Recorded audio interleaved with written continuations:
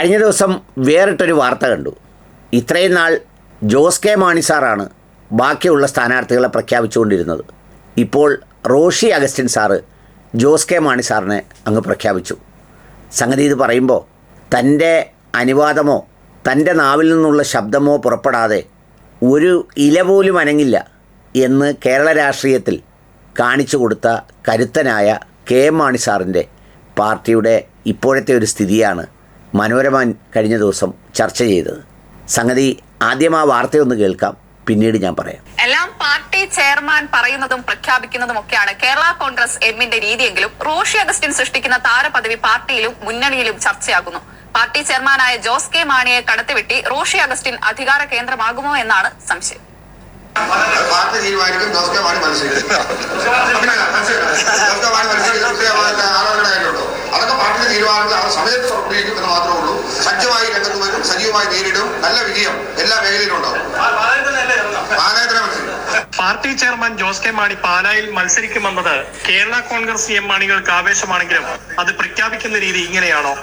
K M Mani ഉണ്ടായിരുന്നുവെങ്കിൽ ഇങ്ങനെ നടക്കുമോ? ഇനിയെല്ലാം party chairman പറയും, പാർട്ടി ചെയർമാനെ യോഗം ചുമതലപ്പെടുത്തി എന്നൊക്കെ പറയുന്ന പാരമ്പര്യമുള്ള കേരള കോൺഗ്രസ് എമ്മിൽ ഇപ്പോൾ 2 അധികാര കേന്ദ്രമുണ്ടോ എന്നാണ് ചോദ്യം. മന്ത്രി റോഷി അഗസ്റ്റിൻ ജോസ് കെ മാണിയെ കടത്തിവെട്ടിയെന്ന് എതിരാളികൾ ഏറെ നാളായി പ്രചരിപ്പിക്കുന്നതാണ്. പാർട്ടി അണികളിലും സംശയത്തിൽ. ഇതാണ് കേരള കോൺഗ്രസ് എമ്മിൻ്റെ ഇപ്പോഴത്തെ ഒരവസ്ഥ. സംഗതി കുറ്റം പറയാനാവില്ല. 2 തവണ തുടർച്ചയായി പരാജയപ്പെട്ടതിന് ശേഷം ഇപ്പോൾ മുന്നണിയുടെ ഒരു രാഷ്ട്രീയ ഔദാര്യമെന്നോണം നൽകുന്ന രാജ്യസഭാ പോസ്റ്റുമായി കഴിഞ്ഞുകൂടുകയാണ് ജോസ് കെ മാണി സാറ്. ഉണ്ടായിരുന്ന ലോക്സഭാ സീറ്റും കഴിഞ്ഞ ഇലക്ഷനിൽ നഷ്ടപ്പെട്ടു.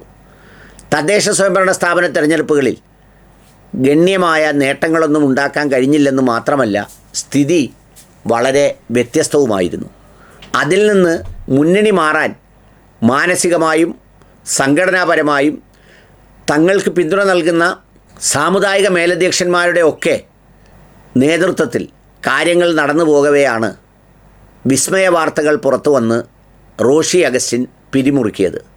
ഒടുവിൽ ഒരുമിച്ച് പോക്ക് സാധ്യമല്ലെന്നും പൊളിഞ്ഞുപോയി മാറുന്നതിൽ അർത്ഥമില്ലെന്നുമൊക്കെ തീരുമാനിച്ച് മുന്നണിയിൽ തുടരേണ്ടി വന്നു എന്നാണ് കരക്കമ്പിയും വാർത്തയുമൊക്കെ കേൾക്കുന്നത്.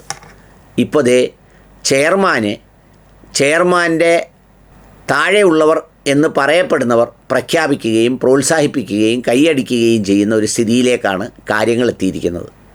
അതിൽ കുറ്റം പറഞ്ഞിട്ട് കാര്യമില്ല.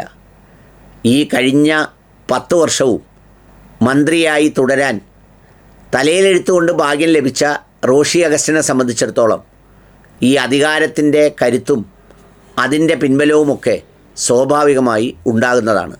ഒരുപക്ഷെ ഈ വർഷത്തെ അസംബ്ലി തെരഞ്ഞെടുപ്പിൽ ഈ രാഷ്ട്രീയ ഭാവി ഭാഗധേയം നിർണയിക്കുമ്പോൾ കൃത്യമായി അത് പ്രഹരമാകുമോ എന്ന് കണ്ടറിയേണ്ടത് കേരള കോൺഗ്രസ് എമ്മിന് തന്നെയാണ്.